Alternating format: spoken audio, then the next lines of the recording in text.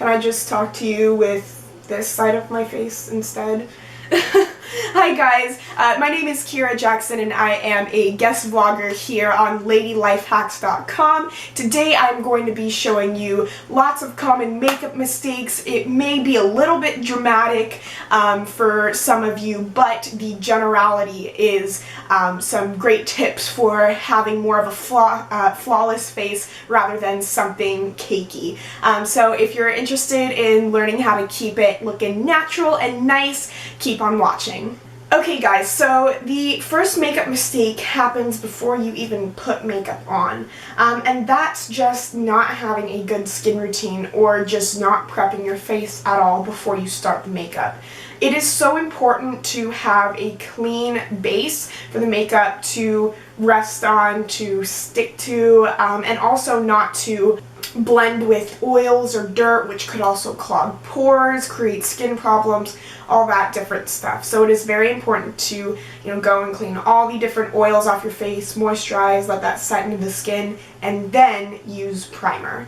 For primer, I am going to be using the Cinema Secrets Ultimate Foundation Primer, and this is just very blurring and is pretty silicone-y, so it just sets very softly into the skin. And I'm going to be using it on this side of my face, the right side.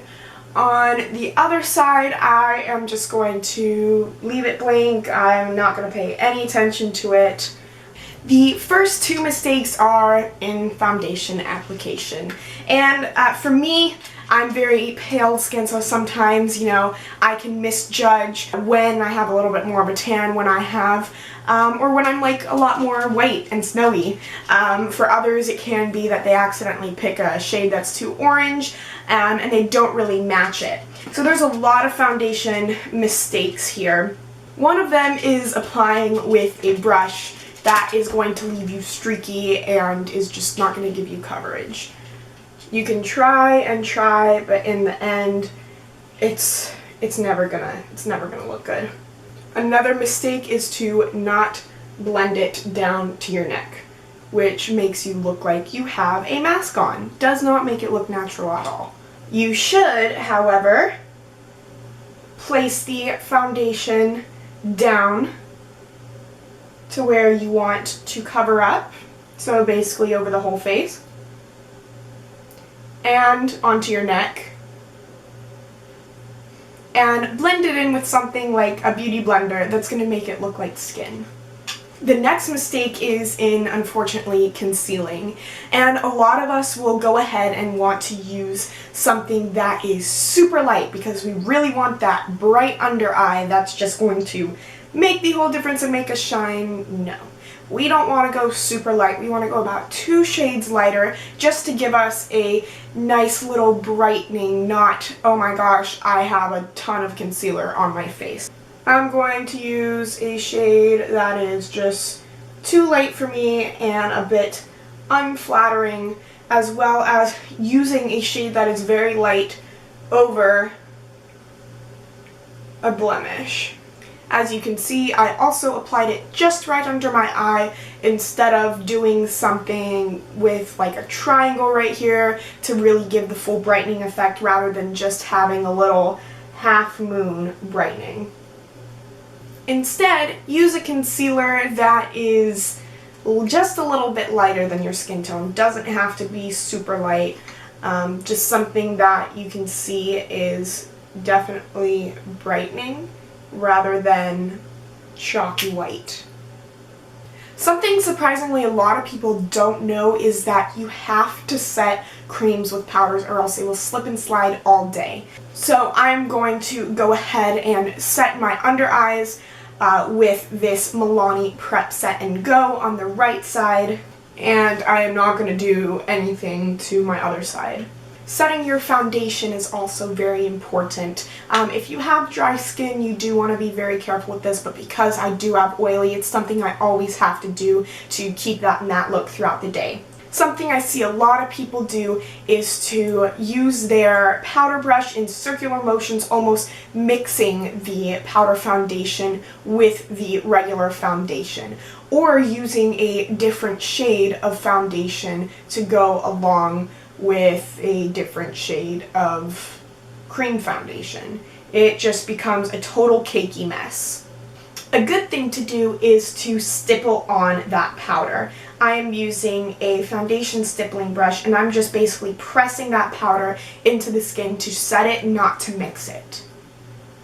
I'm now just wiping away that excess powder, and as you can see, it also was able to brighten my under eyes without using a concealer that was too light and made me look ghostly. A huge mistake is going in with a cream highlight over powder. Oh my gosh, when I see this happen, it just becomes a cake fest.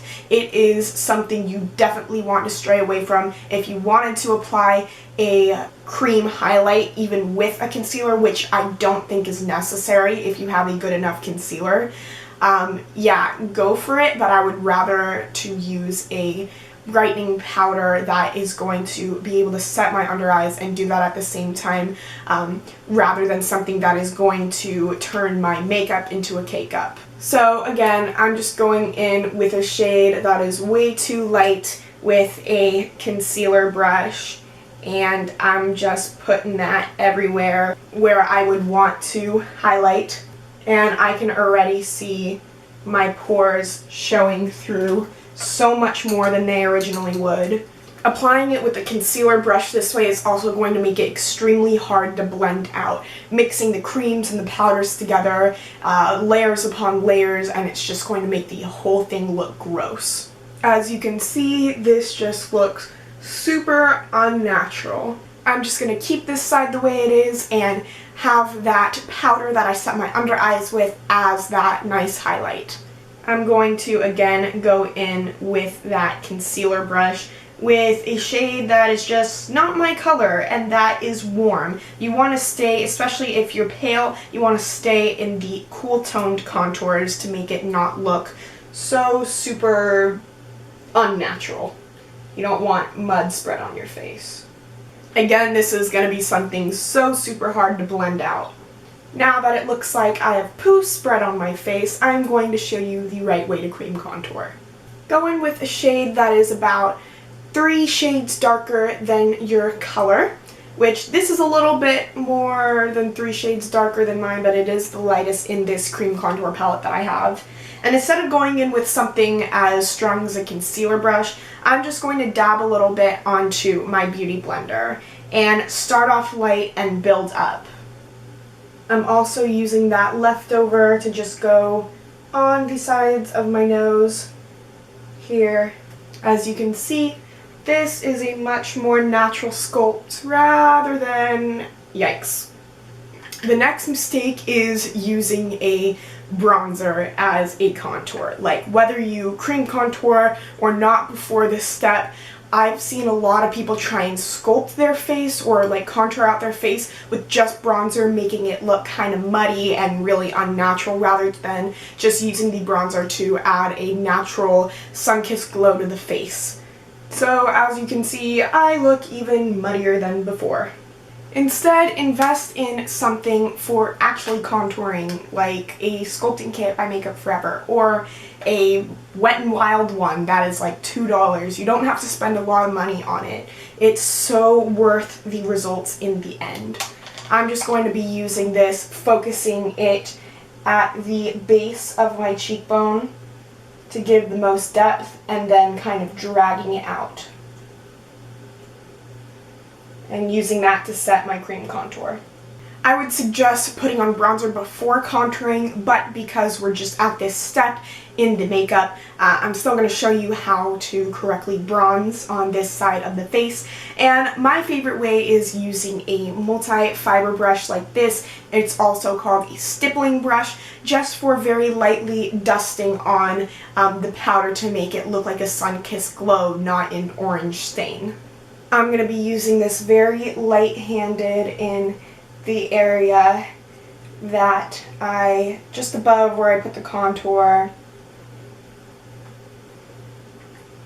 as well as just the sides of my face to give a little bit of a bronzy glow. Next is, of course, blush. And people will go in with a blush that is just maybe not their color, or is just too pink, or is just a weird color and decide to go right in and just put it on their cheeks, and they're like, whoa, I put too much. So I'm just going to be kind of putting that with my not right color on a regular blush brush and just going for it. And all of a sudden, I'm a freaking clown, you know? Not natural and even muddier than before. Next, I'm going to be using a multi-fiber brush again, or a stippling brush to apply the blush just to the apples of the cheeks and kind of just make it look like I have a little bit of a flush to the face, not that, oh, I just walked out of the circus. I'm going to be using the Milani Luminoso Baked Blush because this literally I found fits every single one of my clients and every skin tone and every undertone, and it's just the perfect luminizing blush. And I'm just going to be taking just the teensy bit of that and start just stippling that onto the apples of my cheeks, blending it a little bit upward. For the wrong side, I am going to just skip applying a primer. Oh my gosh, this is bugging me so much. I'm going to skip applying a primer to my eyes, and I'm just going to go right in with the crease shade instead of any type of transition shade. Basically a color that is way too dark and that is going to be very hard to blend out.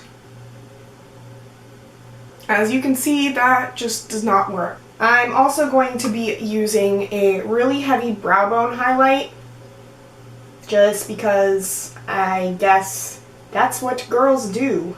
For the correct side, I am going to be using a primer. This is Urban Decay Eden. And I'm just going to be applying that to the lid and blending it out with my ring finger because my ring finger will apply the least amount of pressure onto this delicate eye area. I am also going to want to make sure I set that with a translucent or skin colored powder just so that the eyeshadow doesn't skip and it has a nice base to roll off of. I'm going to start off using a nice transition color here just to start warming up my crease rather than going in with something super heavy. I am then going to go in with my darker crease shade and start carving out the crease with a very light hand and a correct crease blending brush.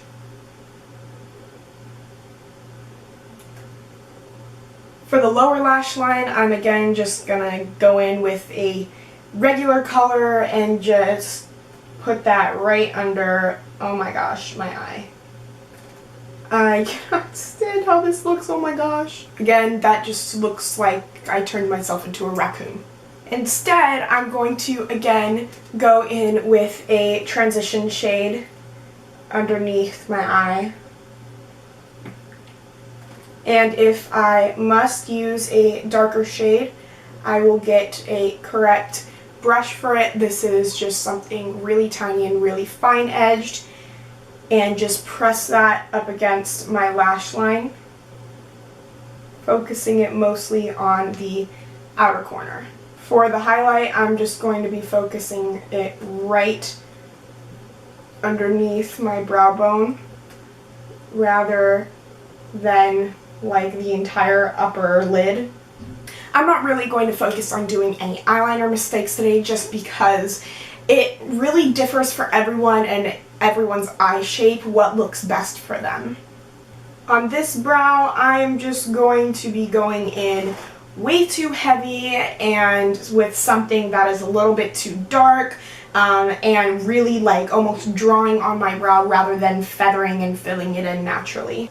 On my right side, I'm going to be taking my Anastasia Dip Brow Pomade in Ash Brown, and I'm just going to be brushing my brows into place first, and then I'm going to start feathering on the outer corner.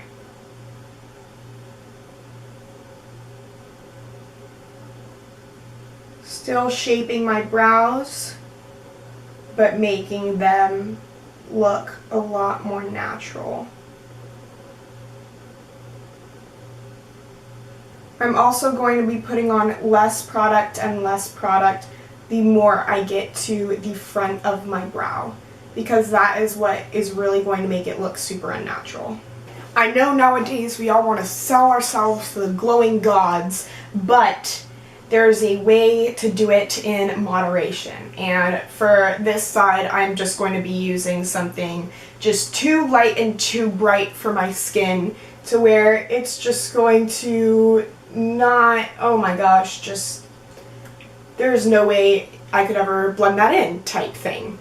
Oh my gosh, look at that though. I'm also going to be putting it up my entire nose instead of just one little side. And I'm also going to give myself a milk mustache here. Instead, use a shimmer highlight or a dewy highlight a little bit more, just a teeny bit above your skin tone, and not white and bright like the one I just used.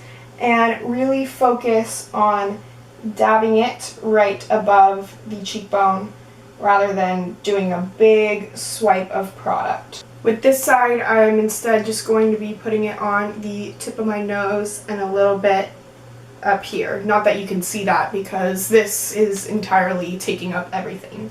But as you can see, I have just a nice glowing highlight to this side to where I am still super glowy but not zebra striped. For mascara, I'm just going to be taking a mascara that is just clumpy and isn't very practical using just by itself. On the right side, I can still use that clumpy mascara for being volumizing, but instead of just using that all by itself, I'm going to go in afterwards with my Maybelline Lash Sensational to be able to kind of separate the lashes and also add some length to make it look a little bit more natural.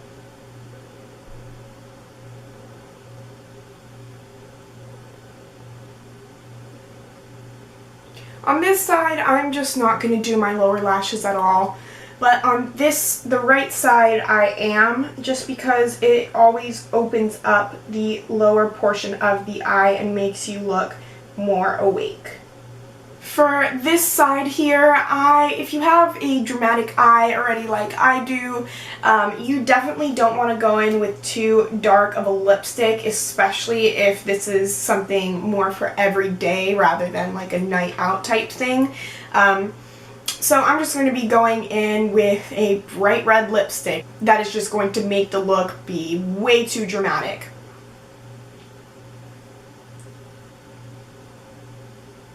Instead, for a nice and dramatic or smoky eye, you would always want to go with something really neutral and pinky tone, just because it's going to make you look lighter and brighter and a little bit more natural. I'm going to be taking my favorite shade color lipstick, liquid lipstick ever. This is the Meet Matte Hues liquid lipstick in the shade Committed. And that concludes the video, guys. As you can see, this side here just looks a lot more natural and glowy, and this side over here just looks super fake and muddy and just, oh my gosh, what did you do to your face? So again, makeup is meant to enhance your features, not create your beauty, so use it as something to be able to enhance what you already have and not cake up your face. Again, there's no makeup Bible. If you want to look like this, you go look like this. I'm not going to judge. Well, maybe, because I am a makeup artist after all. But if you want to look like this, you go look like this. This is just, this side is what people are going to find more, I guess, attractive, more pretty, more natural, and it's just kind of what makeup is meant for doing rather than this, you know? Thank you all for watching, and I hope to see you next time. Thank you so much for visiting ladylifehacks.com, and have a great day. Bye!